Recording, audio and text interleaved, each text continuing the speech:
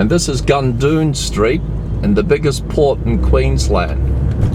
If this city had gone on and was due to become the capital of the new colony of Australia, this would have been a Macquarie Street.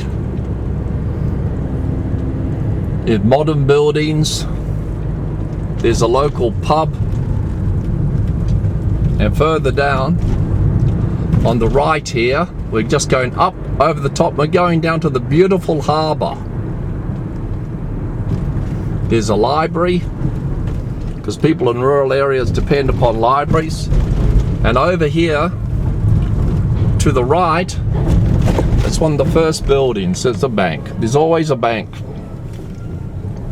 in these cities, because they need a bank for often the new wealth and the gold. And over here, of course, a post office. Now, as we go down further, we can see the beautiful harbour that allows this town to be the creator of some of the wealth of modern Australia by providing an excellent port. And the harbour sweeps around, and here is the waterfront area and a view out to the coastline.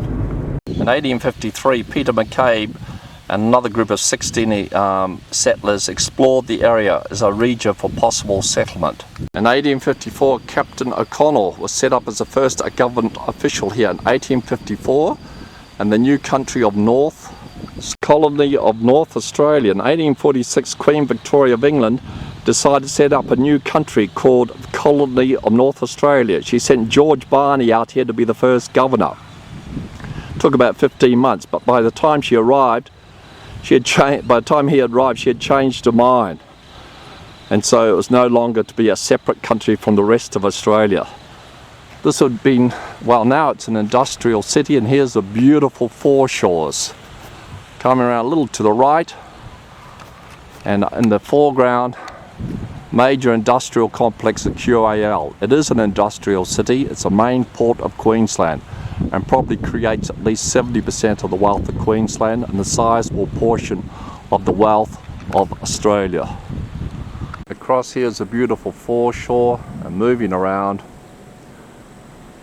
is a large industrial complex settling in for the night, looking a little bit like Las Vegas, or you could say Sao Paulo. So we're looking across the beautiful foreshore of Gladstone. Then across to the right, you see a large industrial complex settling down for the night. You could convince yourself it looks like Las Vegas at night, or even Sao Paulo. But it is an industrial city, and just generates the wealth, jobs for the area, including paying medical bills. The foreshore at dusk and the glittering Las Vegas, Sao Paulo of Gladstone, the lit up industrial complex, which is the lifeblood of the city, providing employment, paying for all the services, including health services.